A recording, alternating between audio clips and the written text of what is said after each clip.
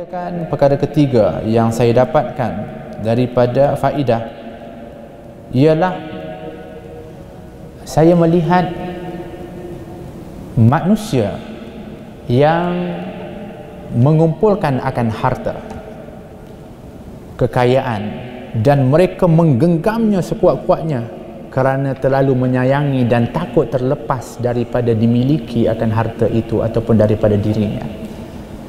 Maka saya, kata Hatim, mengamati akan firman Allah Subhanahu wa taala yang mana Allah berfirman, wa ma indakum yanfadu wa ma indallahi baqin.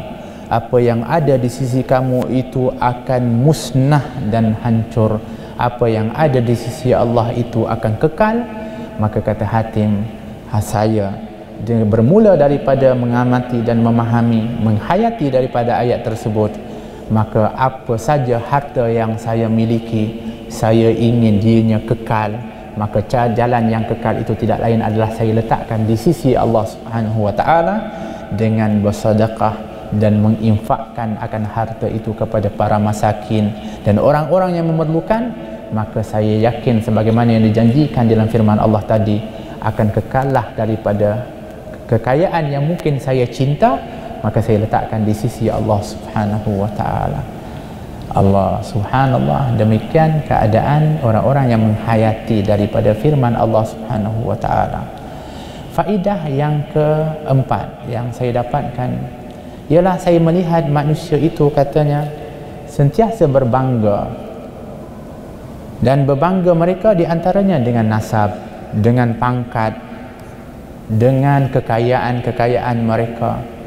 Tetapi setelah saya mengamati satu firman Allah yang mana Allah berfirman, inna akramakum indallahi atqakum, sesungguhnya yang paling mulia di antara kamu di sisi Allah adalah yang paling bertakwa di kalangan kamu. Maka saya mengambil jalan takwa dan berusaha untuk benar-benar meningkatkan ketakwaan kepada Allah Subhanahu wa taala, kerana saya meyakini apa yang telah pun disebut oleh Allah dalam Al-Quran, dan saya telah pun menafikan apa yang telah pun disangka oleh manusia bahawa kemuliaan itu adalah dari nasab, daripada harta, daripada pangkat. Maka saya berpegang dengan Al-Quran, maka saya berusaha untuk mendapatkan kemuliaan, yang kemuliaan itu adalah kemuliaan di sisi Allah Subhanahu wa taala sebagaimana yang dijanjikan oleh Allah Subhanahu wa taala. Yang kelimanya, beliau mengatakan, saya melihat manusia saling bermusuh di antara satu dengan yang lainnya dengan beberapa sebab dan berbagai sebab. Mencari musuh, tak suka kepada orang ini. Maka saya mengamati firman Allah. Allah berfirman, inna syaitana lakum aduun fattakhiduhu aduwa. Sesungguhnya syaitan itu adalah musuh, maka ambil dan jadikanlah syaitan itu sebagai musuh kepada kamu. Maka saya tahu bahawa tiada musuh kecuali syaitan, dan saya tak mahu untuk menambah musuh yang lain daripada manusia untuk menyusahkan. Maka yang lain manusia itu saya kasihi dan sayangi. Yang saya nak musuhi hanyalah musuh yang telah pun disebutkan oleh Allah, iaitu syaitan. Maka dengan demikian mengubati daripada diri seseorang itu daripada memusuhi daripada orang lain. Kemudian saya, kata Hatim, melihat orang sentiasa memaki atau mencaci, menghina, merendahkan kepada orang lain, yang puncanya tidak lain adalah kerana hasad, dengki kepada orang lain yang diberikan kurnia ataupun sesuatu kelebihan. Maka saya mengamati firman Allah Subhanahu wa taala, nahnu qasamna ma'isyatahum fil hayatid dunya. Kami, yakni Allah, telah pun menetapkan, membahagi-bahagikan akan kehidupan setiap mereka itu dan di dalam kehidupan dunia ini. Maka saya mendapati dengan firman Allah itu bahawa sesungguhnya kalau sekiranya seseorang itu dikurniakan akan kelebihan, maka sesungguhnya itu adalah merupakan daripada ketetapan pembahagian Allah Subhanahu wa taala, dan tak wajar untuk dianya dihasad ataupun untuk dipandang dipandang tidak baik, kerana itu adalah merupakan anugerah daripada Allah dengan apa saja yang diberikan oleh Allah Subhanahu wa taala. Imam Muhaddad mengatakan, wa in tarda bimaksumin ishta muna'aman wa illam takun tarda bihi ishta fi hazan. Kalau kamu itu ridha dengan pembahagian Allah, ketetapan Allah, ketentuan Allah, maka kamu akan hidup dalam keadaan gembira. Tapi kalau kamu tak ridha dengan ketetapan pembahagian Allah, kamu akan hidup selama kehidupan itu dalam keadaan sedih. Kebahagiaan itu bergantung sejauh mana ridha kita kepada ketetapan ketentuan Allah Subhanahu wa taala.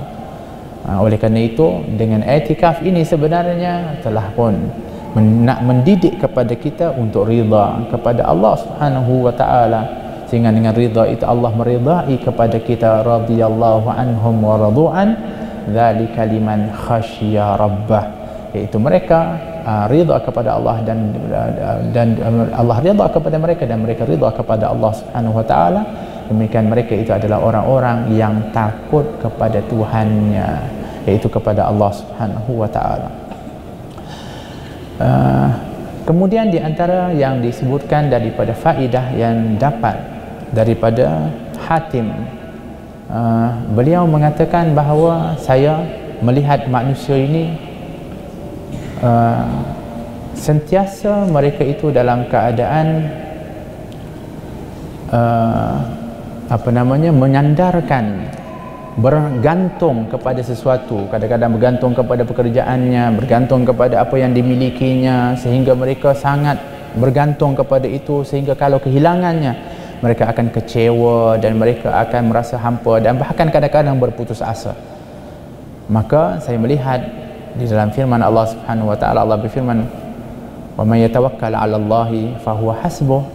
Barang siapa yang bertawakal kepada Allah, maka cukuplah Allah itu yang mencukupi kepadanya dan menjadi wakil, iaitu yang menjaga kepadanya. Maka saya benar-benar bertawakal kepada Allah Subhanahu wa taala dan juga menyerahkan urusan semuanya kepada Allah Subhanahu wa taala. Banyaknya dari faedah-faedah daripada 8 yang telah disebutkan oleh Hatim. Di dalam 8 perkara yang disimpulkan itu adalah sebenarnya memberikan pengajaran kepada kita tentang kehidupan dunia ini, yang sebenarnya ianya adalah merupakan daripada tidak lari dari 8 perkara yang disebutkan oleh Hatim tadi. Termasuk salah satu yang mungkin saya lupa sebut tadi adalah daripada orang-orang yang di dalam mencari rezeki itu.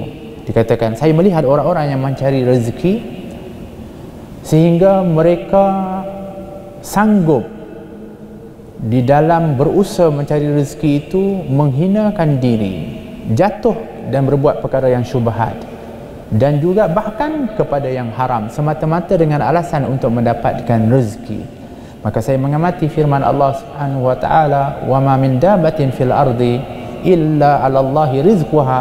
Tidak ada yang melata di atas muka bumi ini kecuali telah pun rezekinya ditetapkan oleh Allah Subhanahu wa taala. Maka kenapa sampai ada orang yang sanggup untuk melakukan yang haram, menghinakan dirinya dengan alasan untuk mencari rezeki, sedangkan kalaupun kamu tidak melakukannya dan pasti ada rezeki yang halal yang telah disediakan oleh Allah Subhanahu wa taala semenjak daripada azali lagi. Ini semua adalah merupakan daripada perkara i'tiqad yang perlu untuk kita yakini dan kita pelajari, sehingga kehidupan kita itu akan menjadi bahagia dan tenang. Maka 8 perkara ini, kata Syakir Al-Balkhi ketika mana mendengar daripada Hatim, mengatakan, sesungguhnya apa yang kamu sampaikan itu cukup luar biasa. Saya dapati yang di dalam Taurat, dalam Zabur, di dalam Injil dan dalam Quran, itulah kesimpulan daripada kehidupan yang sempurna bagi orang-orang yang benar-benar mengabdikan diri kepada Allah Subhanahu wa ta'ala. Sepanjang kita nanti insya-Allah berada dalam program i'tikaf, kita ingin untuk mendapatkan faedah-faedahnya. Tapi tak hairanlah kalau kalau Hatim itu 33 tahun hanya dapat 8, agaknya kita dapat berapa ya? Nah, mudah-mudahan jangan dapat 8, lebih daripada itu insya-Allah, asalkan kalau kita benar-benar niatnya dan benar-benar kesungguhannya dan benar-benar penghayatannya dan benar-benar kita ini menjadikan ini adalah merupakan sebab untuk kita mendapatkan cinta daripada Allah Subhanahu wa taala dan cinta daripada Nabi Muhammad sallallahu alaihi wasallam, kerana ianya adalah menjalin hubungan dengan Allah, dan i'tikaf juga menjalin hubungan kita dengan Rasulullah, kerana kita mewarisi daripada apa yang diajarkan oleh Nabi sallallahu alaihi wasallam, khususnya di dalam ibadah i'tikaf yang kita lakukan ini, kerana mengambil daripada apa yang dilakukan oleh baginda Nabi Muhammad sallallahu alaihi wasallam, dan mudah-mudahan dengan cinta itu dia akan terbalas cinta kita daripada Allah dan juga daripada Nabi Muhammad sallallahu alaihi wasallam, dan dengan cinta itulah nantinya kita akan dikumpulkan oleh Allah dengan orang yang kita cintai. Al-mar'u ma'a man ahab, seseorang itu akan bersama dengan orang yang dicintainya. Mudah-mudahan dengan sebab itu juga kita akan dikumpulkan nanti pada yaumul qiyamah dengan Nabi Muhammad sallallahu alaihi wasallam, dimahsyarkan di bawah benderanya dan dijadikan tempat perjanjian pertemuan kita adalah di telaga haudnya, untuk dapat kita minum dari telapak tangannya, sehingga apabila kita minum kita tak ada akan dahaga selama-lamanya, dan mudah-mudahan kita akan beroleh syafaat daripada Nabi Muhammad sallallahu alaihi wasallam untuk kita selamat nanti di akhirat, dan mudah-mudahan terpilih kita untuk masuk dalam kalangan orang-orang yang akan dirahmati oleh Allah dan dimasukkan ke dalam syurga tanpa hisab, dan diselamatkan oleh Allah Subhanahu wa taala ketika melintasi sirat. Dan mudah-mudahan Allah Subhanahu wa taala mengumpulkan kita semua sebagaimana dikumpulkan di tempat yang mulia, dan ketika mana kita beriktikaf bersama, mudah-mudahan juga kita akan dikumpulkan bersama di dalam syurga dengan rahmat Allah Subhanahu wa taala bersama Nabi Muhammad sallallahu alaihi wasallam, sehingga mencapai kemuncak untuk melihat, memandang akan Allah Subhanahu wa taala. Warzuqna an-nazara ila wajhikal karim ya rabbal alamin. Rabbana hab lana min azwajina wa dhurriyyatina qurrata a'yun waj'alna lil muttaqina imama. Allahumma hadina bihudak waj'alna mimman yusari'u fi ridak wa la tuwallina waliyan siwak wa la taj'alna mimman khalafa amraka wa asak. Wa hasbunallahu wa ni'mal wakil wa la hawla wa la quwwata illa billahil aliyyil azim.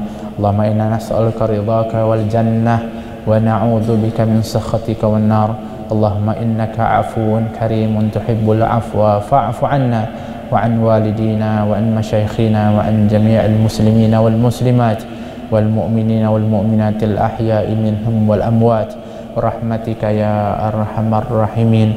Rabbana atina fid dunya hasanah fil akhirati hasanatan wa qina adzaban nar. Wa sallallahu ala sayyidina Muhammadin wa ala alihi wa sahbihi wa sallam. Walhamdulillahi rabbil alamin.